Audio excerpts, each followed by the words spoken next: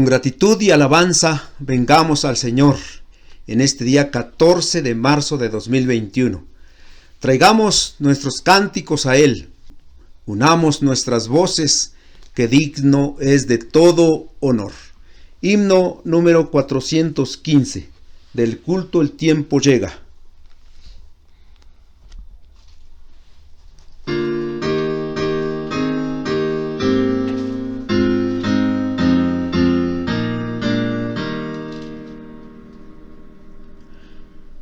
El culto, el tiempo llega, comienza la oración.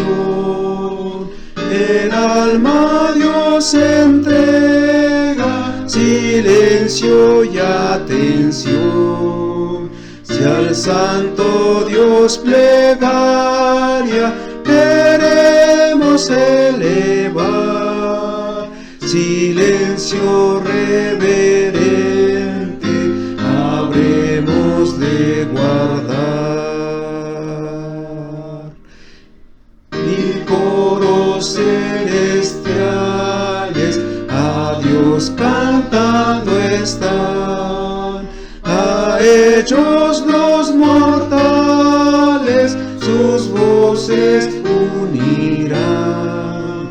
Alcemos pues el alma con santa devoción, gozando en dulce calma de Dios la comunión. La Biblia bendecida de Dios revelación, a meditar con vida en nuestra condición. Silencio que ha llegado del culto la ocasión. Dios se halla en nuestro lado, silencio y devoción.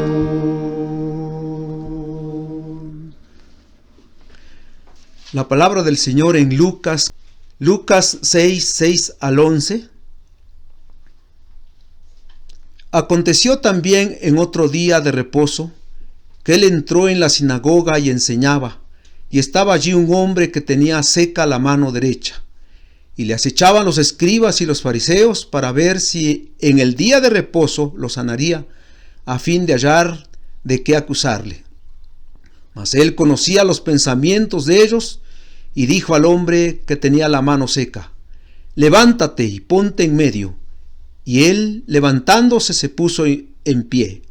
Entonces Jesús les dijo: os preguntaré una cosa, ¿es lícito en día de reposo hacer bien o hacer mal? ¿Salvar la vida o quitarla? Y mirándolos a todos alrededor, dijo al hombre: extiende tu mano. Y él lo hizo así, y su mano fue restaurada. Y ellos se llenaron de furor y hablaban entre sí qué podrían hacer contra Jesús. Himno 239. Cantaré la bella historia.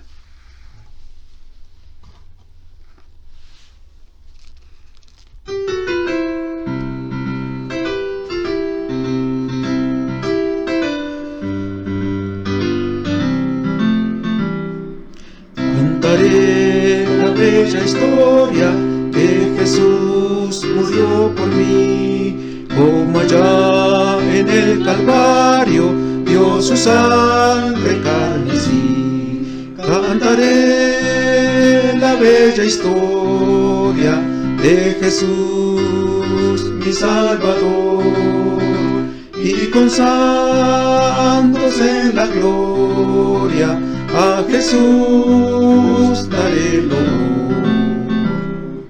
Cristo vino a rescatarme, vil perdido me encontró, con su mano fiel y tierna al redil él me llevó. Cantaré la bella historia de Jesús mi Salvador, y con santos en la gloria a Jesús daré el honor. Mis heridas y dolores el Señor Jesús sanó, del pecado y los temores su poder me libertó. Cantaré la bella historia de Jesús mi Salvador, y con santos en la gloria a Jesús daré el honor. En el río de la muerte el Señor me guardará, es su amor tan fiel y fuerte que jamás me dejará.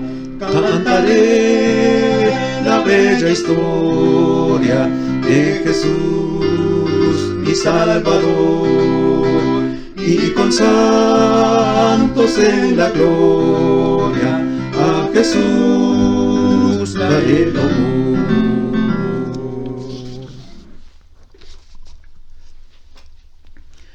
Si tomamos en cuenta el contexto anterior, vamos a ver que Lucas capítulo 6 al 11 es el clímax de una serie de controversias que Jesús tuvo con los fariseos y escribas en la región de Galilea, donde había estado enseñando su palabra y haciendo milagros.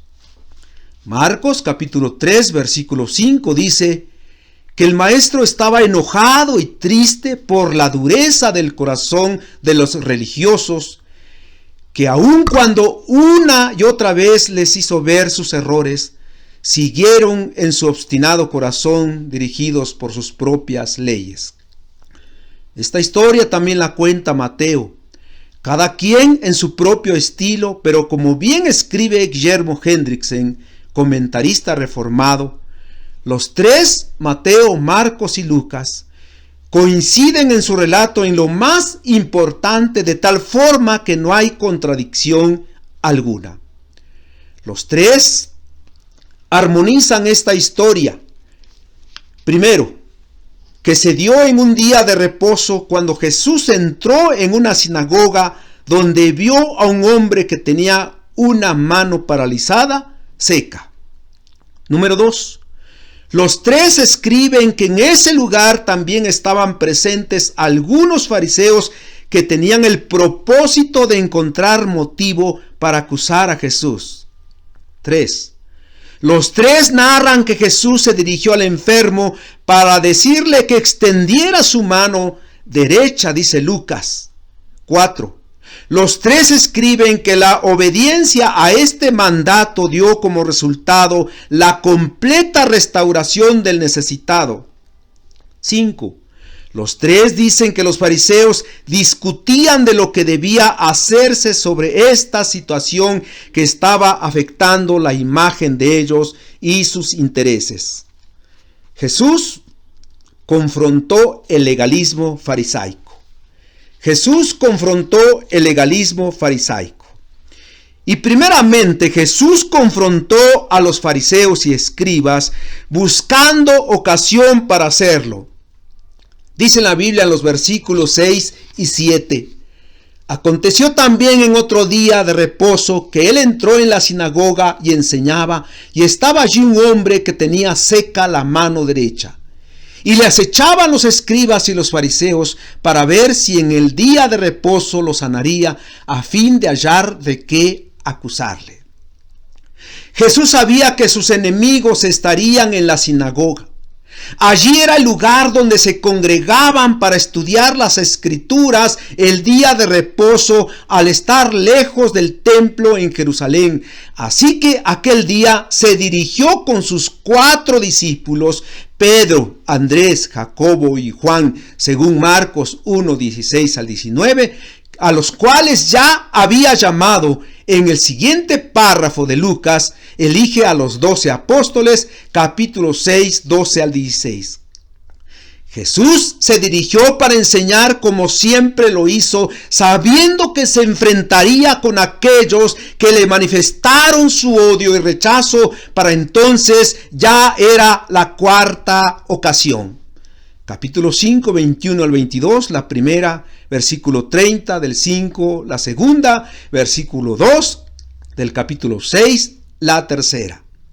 En otras ocasiones y más adelante, como lo narran los escritores, Jesús tuvo que salir de las ciudades donde veía el repudio a su persona para evitar confrontaciones y porque aún no había llegado la hora en que lo habrían de llevar a la cruz del Calvario conforme al tiempo de Dios.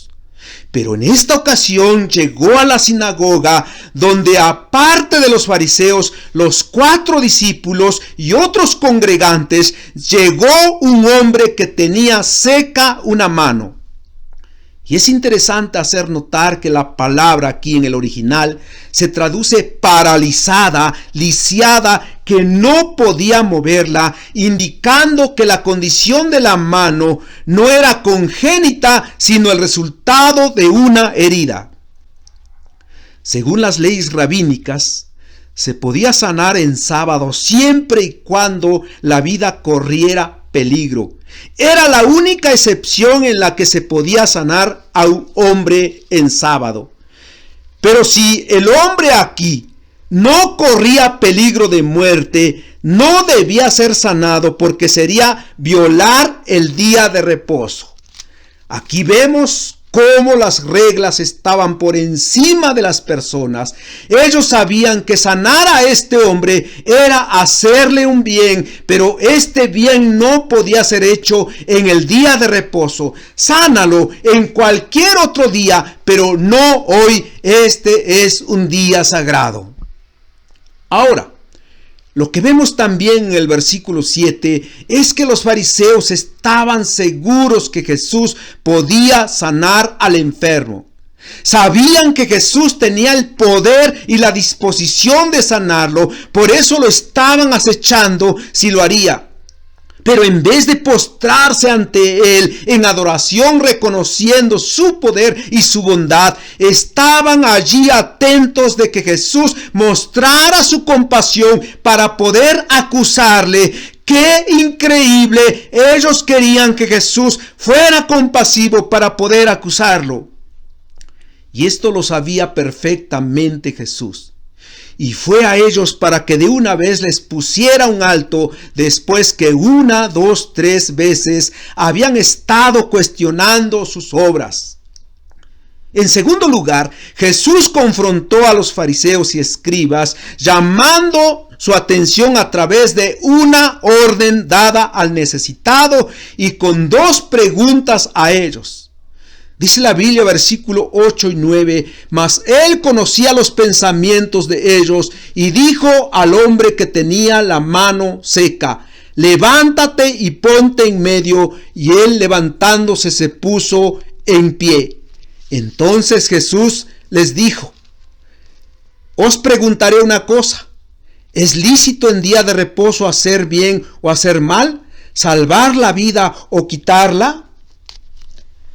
Vemos claramente que Jesús toma la iniciativa y en esta ocasión hizo lo contrario a los esquemas secretos que en otras ocasiones tomó cuando mandó a quienes les favoreció que no lo divulgaran, o cuando hizo milagros en secreto, por ejemplo cuando resucitó a la hija de Jairo, donde solo permitió a sus 3 amigos íntimos y a los padres de la muchacha de 12 años, allí Pedro, Jacobo y Juan, y los padres para presenciar el milagro. En esta ocasión no lo iba a hacer en privado. Así que mandó al necesitado que se levantara del lugar donde estaba sentado y se pusiera en medio para llamar así la atención especialmente de los escribas y fariseos, sus enemigos que le acechaban, y los confrontó diciéndoles, ¿es lícito en día de reposo hacer bien o hacer mal? ¿Salvar la vida o quitarla? Otra vez la lógica del Señor fue impecable. Sanar a un hombre, aunque no se esté muriendo, Como escribe un escritor moralista, lo que es moralmente bueno en el resto de la semana no puede ser moralmente malo porque se hace en el día de reposo. Y es moralmente bueno hacer el bien. Así que Jesús no estaba desobedeciendo a Dios, sino más bien cumpliendo el corazón del mandamiento: amarás a tu prójimo como a ti mismo. Y eso es precisamente lo que el Señor estaba haciendo aquí. Así que la respuesta a la pregunta del versículo 9 solo tenía una respuesta posible. ¿Es lícito hacer el bien a un necesitado en el día de reposo? Por supuesto que sí. Pero los fariseos optaron por el silencio para no tener que reconocer lo que es evidente, y de esa forma se condenaron a sí mismos porque mostraron la pobreza de sus corazones. Estos hombres parecían muy honorables por fuera, pero tenían el corazón dañado. Por eso Jesús les dijo en otra ocasión: semejantes a sepulcros blanqueados, que por fuera a la verdad se muestran hermosos, mas por dentro están llenos de huesos de muertos y de toda inmundicia. Jesús así llamó su atención, confrontándolos con su falta de piedad hacia los enfermos. Jesús, en tercer lugar, confrontó a los fariseos y escribas, haciendo un milagro en el necesitado en día de reposo y provocando furor en ellos. Versículos 10 y 11. Y mirándolos a todos alrededor, dijo al hombre: extiende tu mano. Y él lo hizo así, y su mano fue restaurada. Y ellos se llenaron de furor y hablaban entre sí qué podrían hacer contra Jesús. Marcos capítulo 3 versículo 5 dice: entonces mirándolos alrededor con enojo, entristecido por la dureza de sus corazones, dijo al hombre: extiende tu mano. Y él la extendió, y la mano le fue restaurada sana. El texto aquí significa que Jesús tenía una gran indignación. Estaba profundamente indignado, y en ese estado emocional dijo al hombre: extiende tu mano, y él la extendió. Un hombre que tenía la mano seca no podía moverla, pero la palabra de Jesús es tan poderosa que en esos momentos lo sanó completamente. Estrictamente hablando, Jesús no estaba trabajando el día de reposo. No se acercó al hombre como otras veces lo hizo para tocar la parte enferma, ni le ayudó tomándolo de la mano. Él simplemente le dijo: extiende tu mano, y la mano quedó sana. Ese es el poder de Jesús y su bondad en acción. Y hermanos, en los evangelios Jesús nunca aparece enojado con los publicanos y con las prostitutas, pero sintió una gran indignación y una profunda tristeza por la soberbia de los legalistas que se justificaban a sí mismos. ¿Y saben por qué? Porque ellos eran los líderes religiosos del pueblo, y con su legalismo estaban alejando a los hombres de Dios y de la verdadera santidad. La razón principal por la que debemos oponernos al legalismo no es primero para defender la libertad cristiana o para defender nuestros derechos como hijos de Dios o como miembros de una iglesia local. Es para promover la verdadera santidad. La santidad está por encima de toda norma externa. El cristiano no debe amoldarse a este mundo, y el legalismo no santifica. El legalismo se convierte en un estorbo porque nos mueve a conformarnos a un conjunto de reglas externas que no producen un cambio en el corazón. La verdadera santidad proviene de un corazón que ha sido transformado por el poder del evangelio y que continúa viviendo conforme a su enseñanza. Los fariseos se indignaron porque Jesús sanó a un hombre en día de reposo, y comenzaron a planear cómo acabar con Jesús en contubernio con los seguidores de Herodes, según Marcos 3:6. el mismo día de reposo. Puede darse cuenta de la incongruencia. Es como los que tienen una vida de santidad externa, pero en casa maltratan a su esposa, a su esposo. Por las noches están maquinando cómo vengarse de aquellos con quienes tienen problemas. Los herodianos eran israelitas que apoyaban fervientemente al gobierno de Herodes, uno de los reyes más corruptos que había tenido Israel en toda su historia.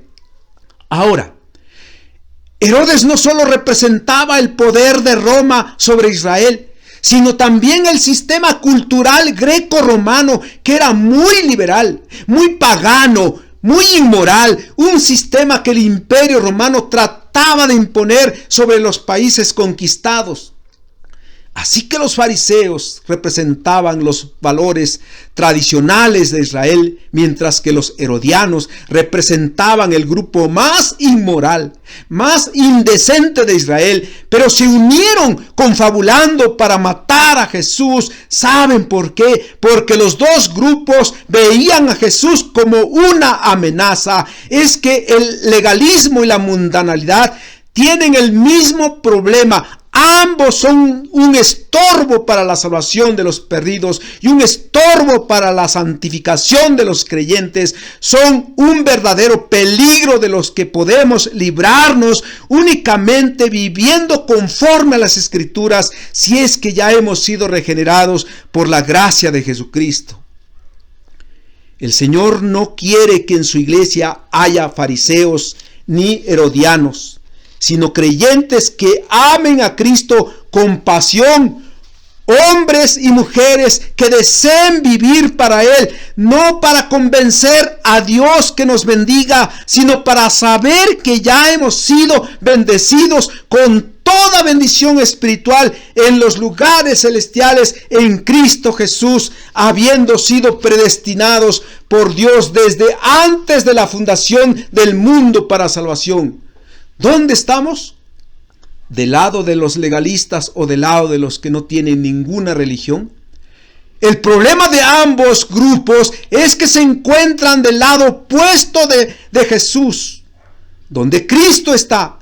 Y es el único que nos puede dar salvación, el único que nos puede librar del legalismo, de la hipocresía, para vivir una vida santa que ponga en alto su nombre. El Señor nos libre del espíritu farisaico y nos conduzca en santidad para honra y gloria de su nombre. Que si no nos esforzamos vivir en Él, habrá de confrontarnos con justo enojo para reprendernos como lo hizo con los legalistas fariseos. Cantemos el himno 147. Tenemos esperanza.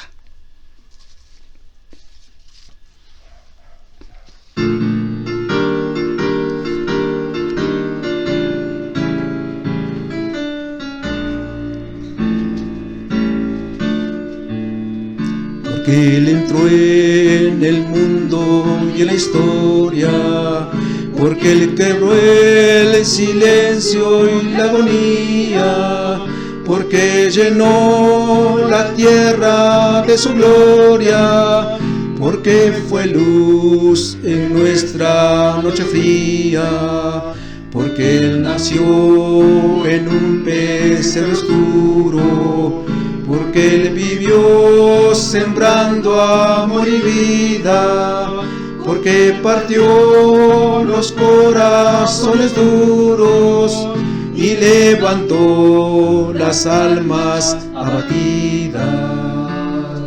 Por eso es que hoy tenemos esperanza, por eso es que hoy luchamos con porfía. Por eso es que hoy miramos con confianza el porvenir en esta tierra mía. Por eso es que hoy tenemos esperanza. Por eso es que hoy luchamos con porfía. Por eso es que hoy miramos con confianza el porvenir. que atacó a ambiciosos mercaderes y denunció maldad e hipocresía, porque exaltó a los niños y mujeres y rechazó a los que en orgullo andan, porque Él cargó la cruz de nuestras penas y saboreó la hiel de nuestros males, porque aceptó sufrir nuestra condena y así morir por todos los mortales. Por eso es que hoy tenemos esperanza, por eso es que hoy luchamos con porfía, por eso es que hoy miramos con confianza el porvenir en esta tierra mía. Por eso es que hoy tenemos esperanza, por eso es que hoy luchamos con porfía, por eso es que hoy miramos con confianza el porvenir. Porque una aurora vio su gran victoria sobre la muerte, el miedo, las mentiras.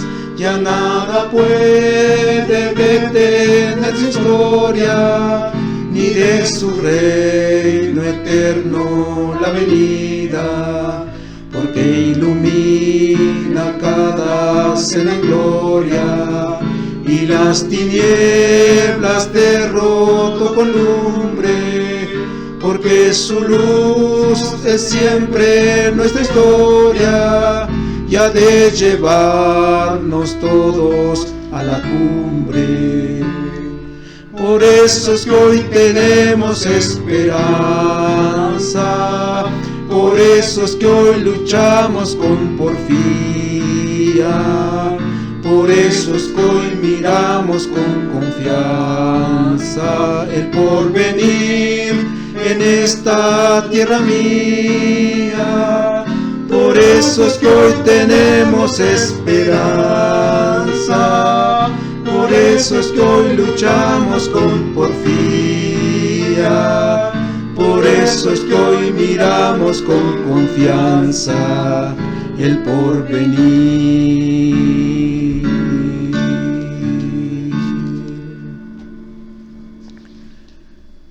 Señor, en los evangelios vemos que una y otra vez tu Hijo recibió los ataques de sus enemigos, los fariseos y los escribas. Fue parte de su humillación como hombre, mas en su sabiduría siempre supo qué hacer y qué decir. Si como pueblo algunos de nosotros hemos seguido el espíritu de los fariseos, siendo legalistas, observando normas humanas antes que tu palabra, perdónanos y condúcenos con las leyes de tu amor, que como hijos de tu reino haya paz, unidad, bienestar entre nosotros, siguiendo el ejemplo de tu Hijo, que siempre manifestó tu amor a la humanidad. Tu palabra nos dirija para hacer tu voluntad en estos tiempos difíciles, y Señor, así honrar tu santo nombre. Gracias, oh Dios, en Cristo Jesús. Amén.